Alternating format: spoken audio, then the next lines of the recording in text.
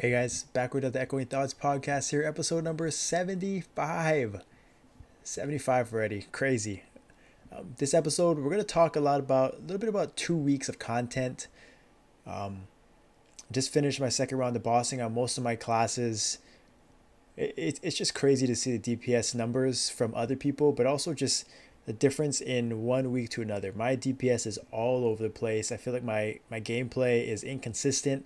I feel like runs are inconsistent just with the amount of deaths happening, with just um, I don't know, it just feels like I have a weird grasp. I don't have a great grasp of my DPS right now, and just still trying to figure things out, test things out based on the team, based on the boss, and it's a work in progress for me personally. My Demon Slayer is much easier, but my Paladin, I feel like I'm theory crafting a little bit more, and still feel like it's still too early to do like class tiers. It's still too early to do class rankings. Covert is a great gauge, but like Lucid, the times, the how fast the runs are is just such a big indicator of how what your DPS is going to be like, especially for those classes with great bursts, great spikes. I saw a Wild Hunter, Sephi showed it. Monster did 330 bill DPM, insane. Truffalox did 300 bill in our Lucid run last week. It's just the DPS numbers are off the chart, and it's really hard to say what even a great class is, what the best class is. I think if I asked anyone, the answers would vary from what class they play to what classes they're surrounded by, and so just need to gather more data. I think need more consistent runs, and just to see what really is, so people can put their best foot forward on their classes, and so we'll stay tuned for that. The class rankings. I don't want to get too premature about it. It feels like it's way too early. There's just too many things that have been rebalanced in this past patch. But the first thing I want to talk about was kind of a something that I'm working on, and it's gonna come up. My goal is to get it to launch for anniversary, actually the week before anniversary, because I want to get the beta version. So that'll probably be next week. But I'm launching a Discord server, and it's gonna be for people that are really looking to take their gameplay to the next level, right? Become better players. It has nothing to do with gear. It has nothing to do with being the biggest, baddest whales, but it's about creating a community of people that are looking to improve, to get better, to either lead their teams or just individually get better, um, and also to have them learn, or just have the best players in the world that I've learned from, that I've kind of bounce ideas off of, pick people's brains about. It's going to be all in one server, right? I think in the game we see too many times people kind of gatekeep information, strategies, mechanics, tips and tricks to kind of get an edge. And I've kind of been something that I've always prided myself on from when I started putting out content, was mainly to help others, right? From my day one with Hard Magnus, it wasn't just about showing my clears, but sort of my gameplay and tips and my strategies on my Demon Slayer, and how I improve from run to run on different classes to help, and to multi-class to showcase as many classes as possible, right? And I tried to keep that same approach and mindset with content, to always answer questions, to always try to give explanations, and not just give like I talked about in the HP question last week. It's not just you have to hit this number of 230k, 240k, 250k, and that's all it takes, right? I try to explain that there's circumstances where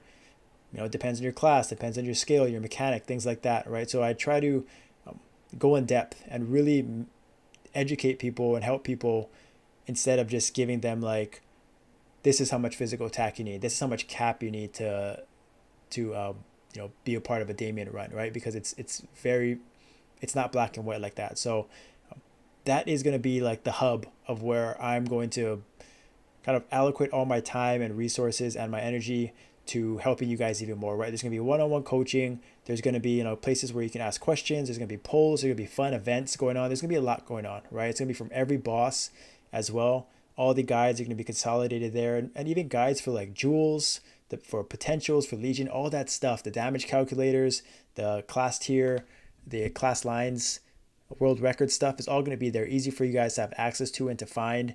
And so it really is going to be, what my hope is that it's going to be a place where just Maplers just chat, right? The go-to place.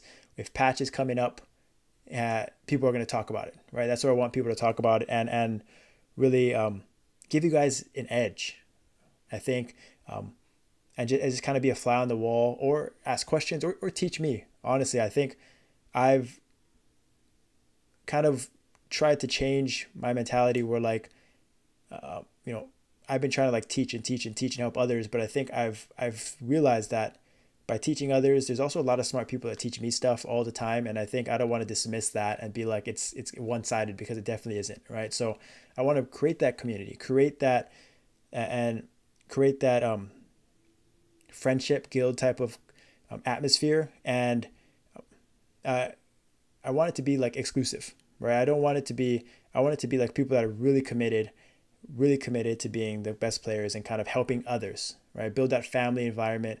And so stay tuned for that. More like, that's just general terms, right? There's going to be so much more. I'm going to next week hopefully drop the beta version, allow for like the first 50 members or 25 members to come in free to get that first, what the paid access would be like, just to get you guys to seeing, right? It's not a money grab or anything like that. It's going to be very cheap and affordable. So stay tuned for that for sure. I'm excited to launch it. Really, just a lot of fun, right? And hopefully it works out and help you guys as much as possible. But yeah, that is like base level. I'm gonna talk about it more as it gets closer.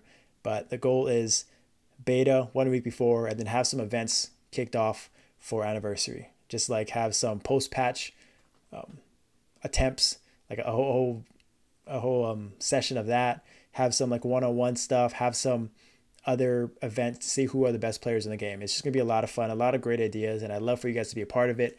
And I'd love for you guys to like really make it grow and be something really, really fun and unique to the MapleStory mobile community, and probably in gaming community in general. But yeah.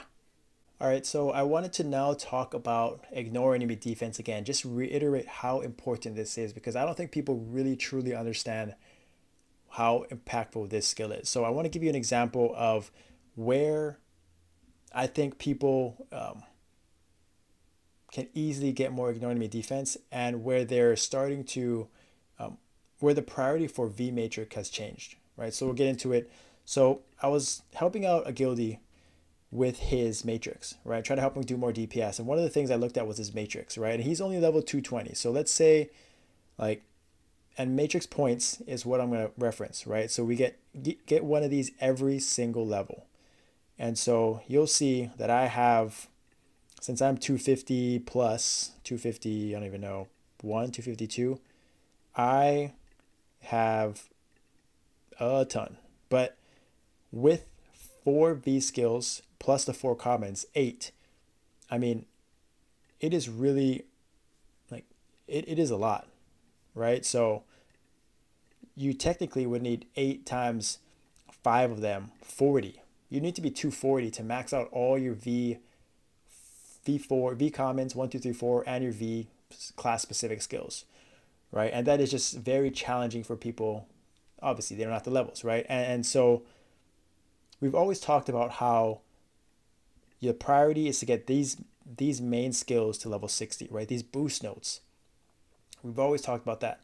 But I think we really have to challenge this thinking now more than ever, right? With the new meta change and with the new ignore enemy defense change to 15%, like say this is level 25, right? 12.5% ignore enemy defense. I'm looking right here. And this is also for, and most skills not just have the ignore enemy defense, but also has buff duration right here. And it also has more skill percent. So, right, so it's 27.5, 12.5, 325, 305. So we're going to look at just adding 5 points to this and how it changes. This is just one example, right? You got to look at your class, but this goes up to 30, right? May not seem like a big deal, but it is. It adds up, right? For sure. It adds up. That's free passive lines for paladins. And this goes up to 350, and this goes up to 15%. And you're like, 2.5 seconds, 2.5% ignore enemy defense, more skill cap. What's the big deal?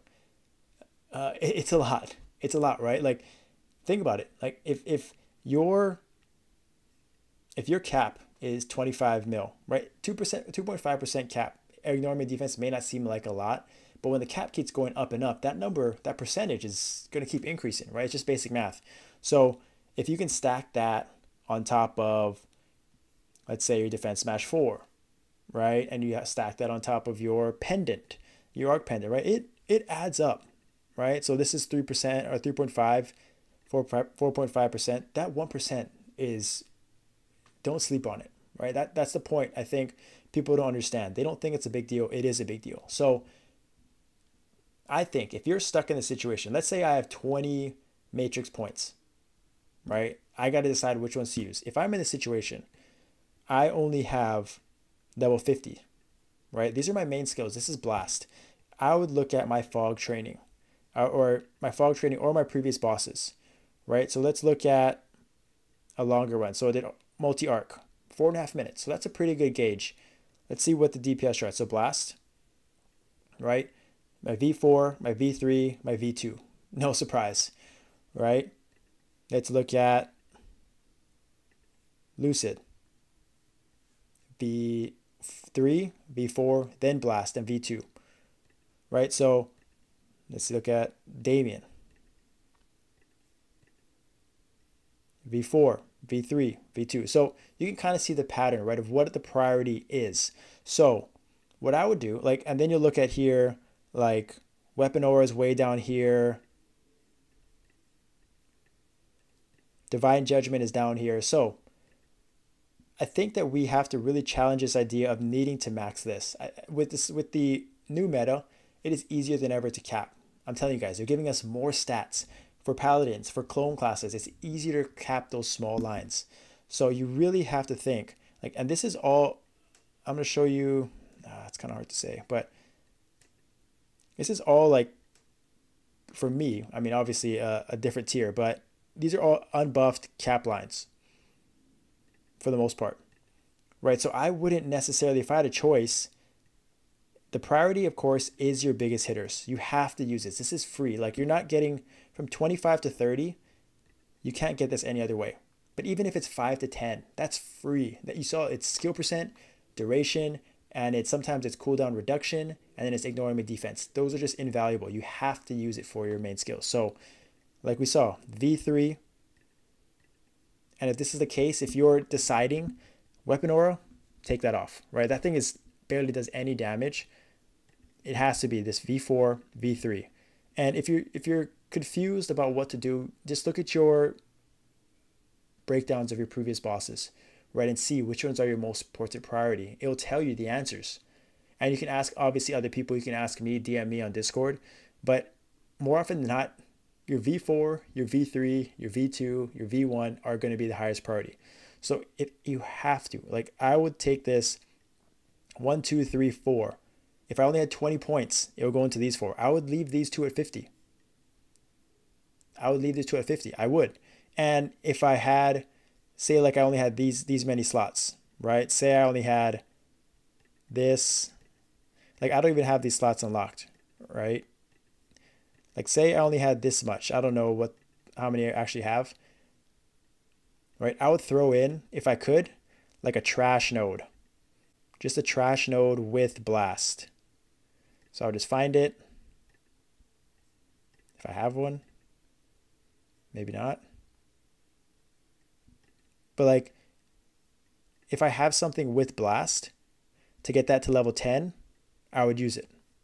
Or to get it to level 60, sorry, I would use it. Right? Then I would just throw in a trash one. If I had the space, I would get rid of all these decent ones if I had to. Right? I would honestly, like, get rid of Blitz Shield if I had to. Right? We have to make tough decisions now, especially at lower levels. These decent skills are not priority. Maybe Hyper Body if you're lacking HP, but I'm telling you, these ones, they're not priority. You have to prioritize. You have to change your priority, your thinking. And if you keep these at level 50, I mean, you have to make sure you're capping, first of all, right? You have to make sure that, because this is mainly for blast or mainly your main skills. But I think a lot of classes are capping more often than they think, right? They're capping more often than they think with less stats than before. So I'm telling you, like, if you can look at your data and you don't need to have level 60 nodes and it frees something else up, especially these matrix points, you have to do it. You have to like move it over here. Like level 5 impenetrable skin is massive, right? Level 5 on this, it adds up, right? So if you have questions about this, for sure, reach out, ask me. But like, people have to make tough decisions, and you can't just blindly just say this has to be level 60. This has to be level 60, because these are not your biggest, hardest hitting skills anymore. They're just not. It's not just for Paladin.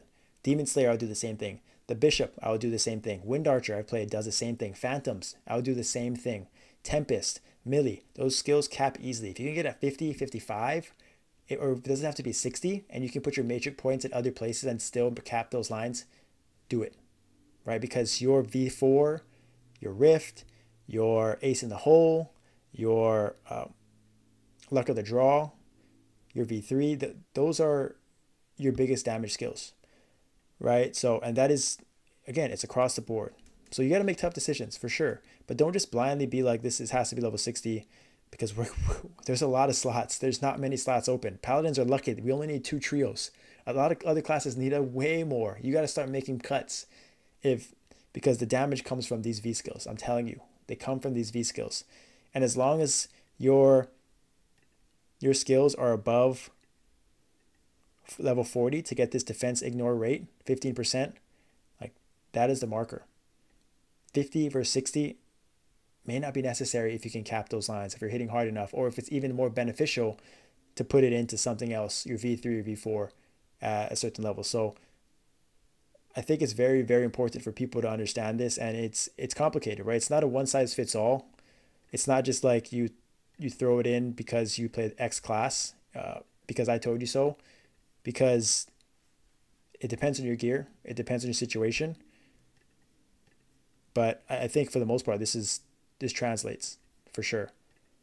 So if you have any questions, ask me, right? But understand that the meta is changing. Ignore enemy defense is the stat you got to have.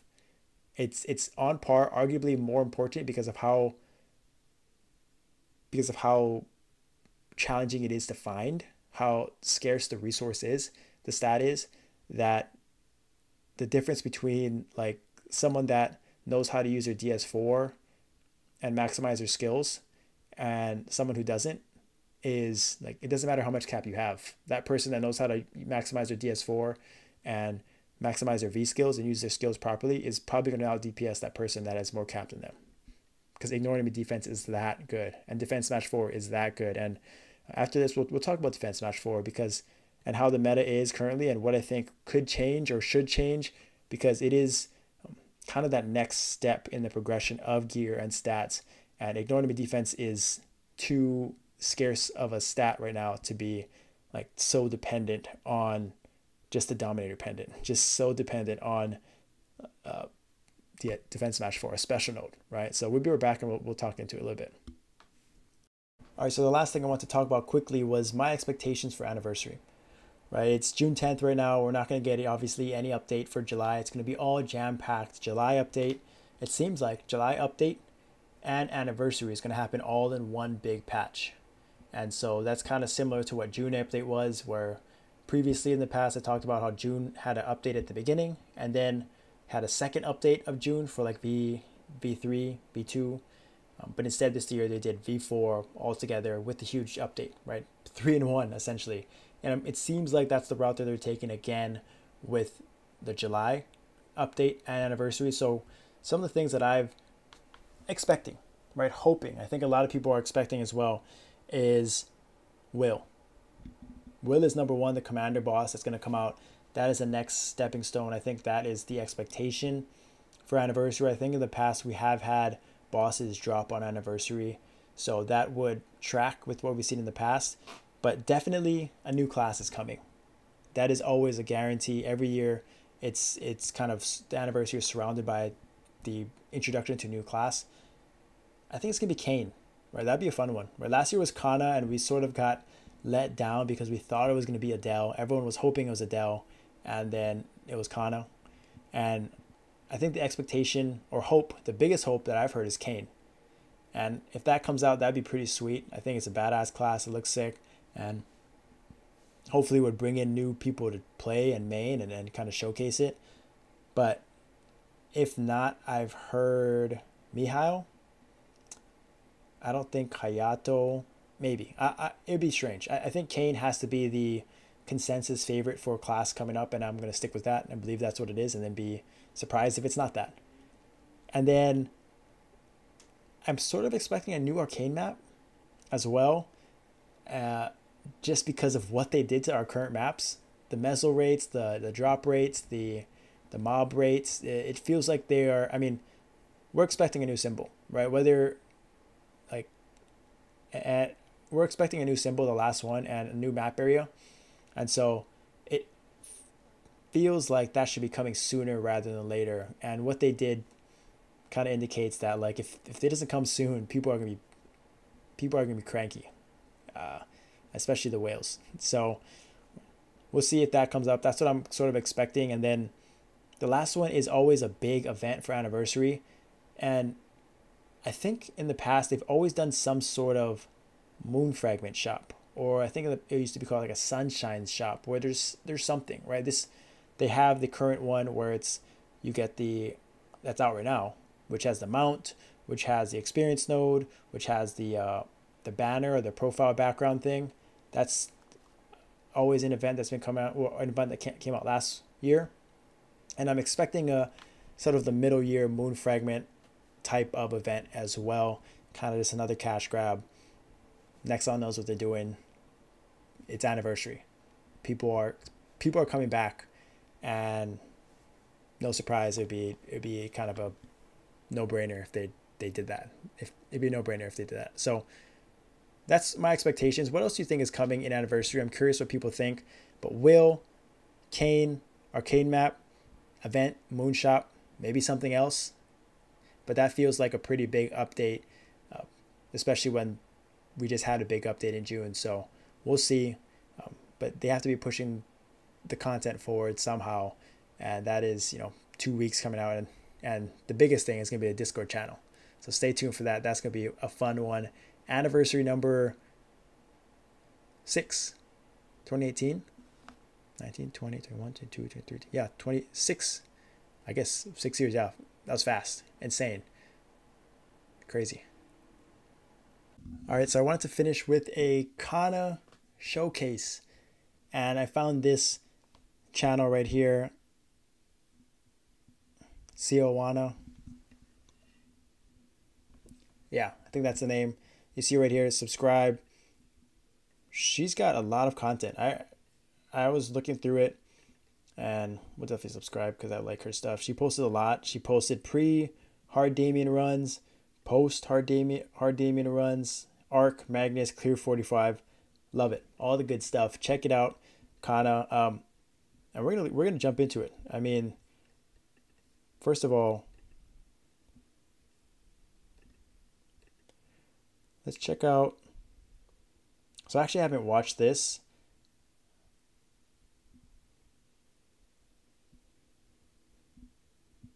So I mean, geez. First of all, mad respect to what is going on here. This is how you should play the game. I don't care if she instantly died because she couldn't see anything on the screen. I mean, respect. If you're going to play a class and you love the class and you love the aesthetic, you have got to play it. You have got to see it. You have to show it, right? We have a Kanna in one of my Demon Slayer perma, and holy moly, does that thing absolutely wipe the screen. It wipes everything in the map. It is an absolutely broken mobbing class, and I mean, you just see that right there. It is just beautiful to look at. And I mean, it looked cool. I mean, the damage skin with that ghost, that ghoul thing. I mean, Kanna is a fun class. It only came out last year, right? Like I said, V3 anniversary, it came out.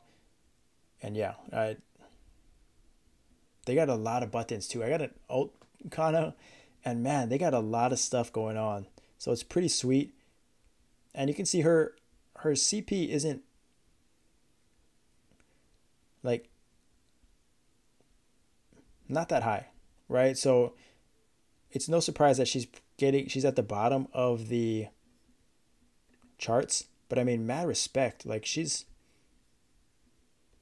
Can I full screen this? Oh, I fucked that up. Okay. Yeah, I mean, dang, this class is cool.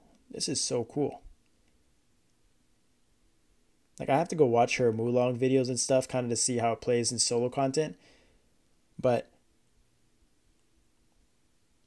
yeah, I'm low key overwhelmed with what just happened in that phase one. That was insane. What showed up on the screen, and I mean, this is like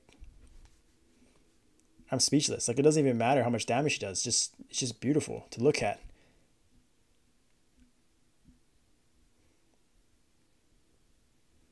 But I mean, I think that this is one of the cool things about like showcasing these classes is that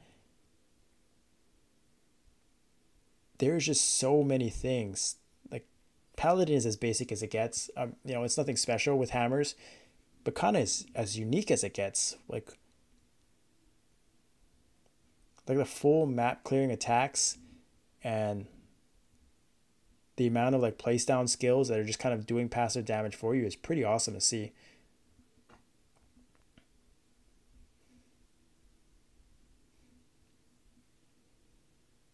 And I know, yeah, Kanna has like bubbles as well, or shrouds that they can use defensively for the party.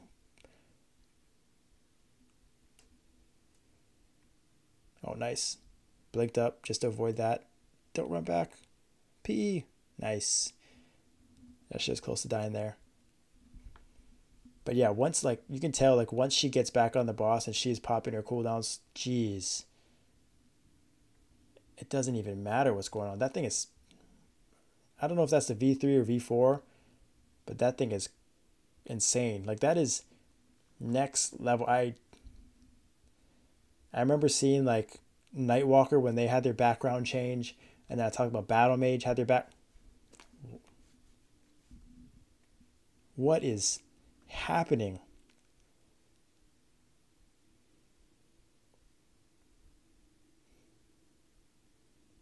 And I love it with the damage skin too. It's actually perfect. Like it matches perfectly.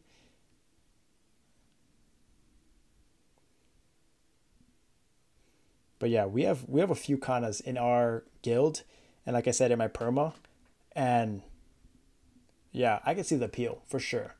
I can definitely see the appeal if you're into all of this. Like,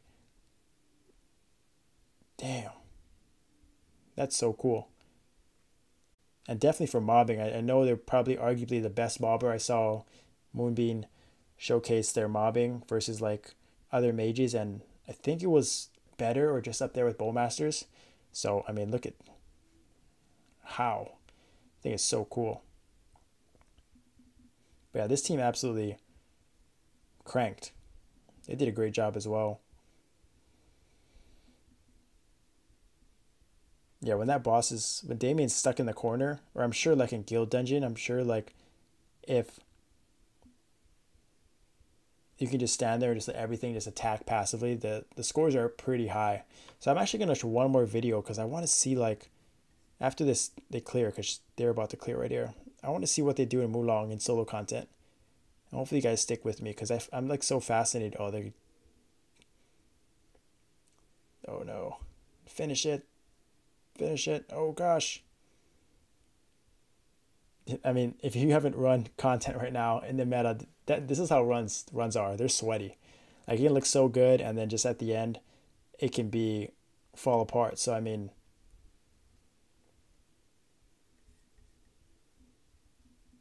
yeah, Dark Knight at the top arc. So yeah, I want to see like that. That just showcases how insanely cool that class is. But I want to see like in solo content. Yeah, let's see the flow.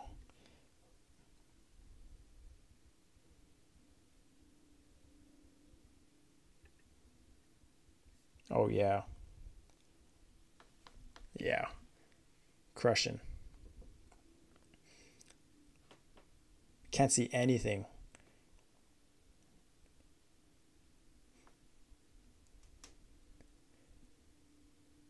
Like how do you see the boss? There it is. Oh, here comes a burst. Oh, Vanquisher Charm, I think is that skill's called, came up right there. Yeah, like honestly, this is mad respect. Like even if you don't play Kanna, even if you're like have no interest in it at all, you have to respect her playing like this. Like this is just entertaining as it is. It like this is so cool. Like what are her lines hitting? Yeah, the lines are small too. So yeah, the crazy part is she's not hitting. Oh, I guess it's because it's Mulong.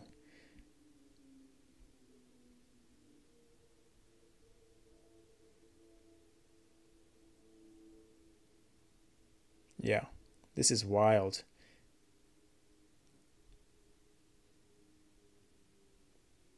Got it. Finish it off here, and then 45. Cooldown should be coming back up.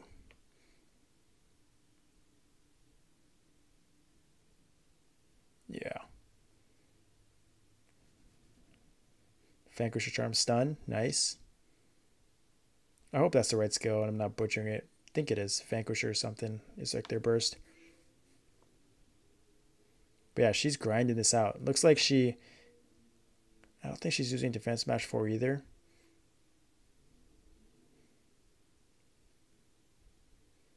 But yeah, she has so many skills she's micromanaging here and figuring out and using. And she can attack while she's just teleporting back and forth and just let these things attack for her. So pretty cool. I mean, like,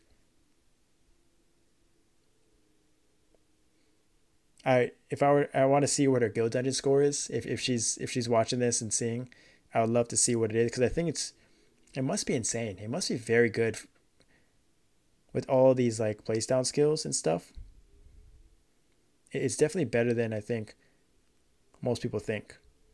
Now maybe min maxing this in bossing is a little challenging because if the boss moves and things like that, but like it's also pretty effective. Like how she can run back and forth, kite, and still get damage out. It looks like even with DR, they're obviously still attacking and doing damage. So pretty consistent. I mean, she just has to, yeah, that thing is doing work.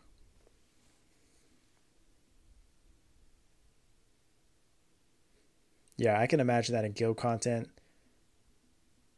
All these lines hitting, it's a sight to see for sure. And she did this for the content for sure. This is like she's really playing it safe. She knows that if she messes up one thing, she's gonna fail. So yeah, DR right there.